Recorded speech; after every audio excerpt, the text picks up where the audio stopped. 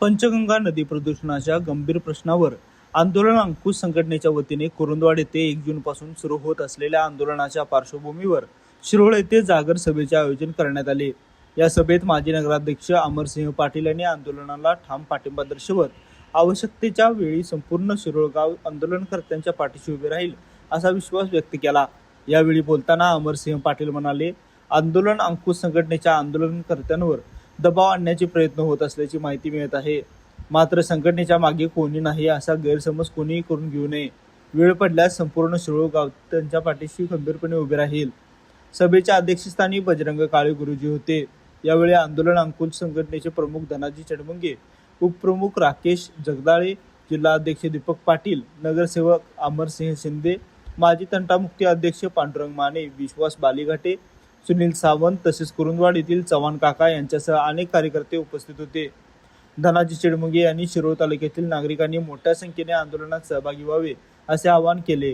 तसेच त्यांनी इचलकरंजीतील प्रक्रिया उद्योग मालक व महानगरपालिकेला इशारा देत 2 जून पर्यंत पंचगंगा नदीत सोडले जाणारे प्रदूषित पाणी पूर्णपणे बंद झाले नाही तर 3 जून रोजी कुरुंदवाड मार्गे इचलकरंजीला जाणारा पाणी पुरवठा रोखण्याचा निर्णय घेतला जाईल असे वक्तव्य करण्यात आले।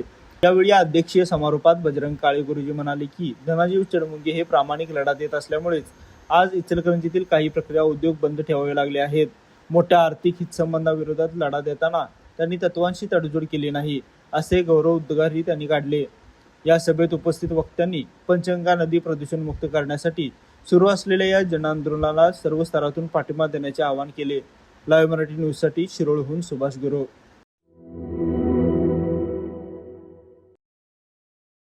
सर्किट बेंच झालं, आता IT पार्क होणार।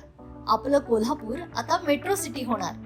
कोल्हापूर पासून हाकेच्या अंतरावर वडणगेमध्ये बुक करा सर्व सोयींनी युक्त प्लॉट आता फक्त 7 ते 9 लाखात। आजची गुंतवणूक हे उद्याचा मोठा फायदा असेल। बुकिंग साठी संपर्क गोमटेश डेव्हलपर्स 940453 9293 आणि 989082 9293।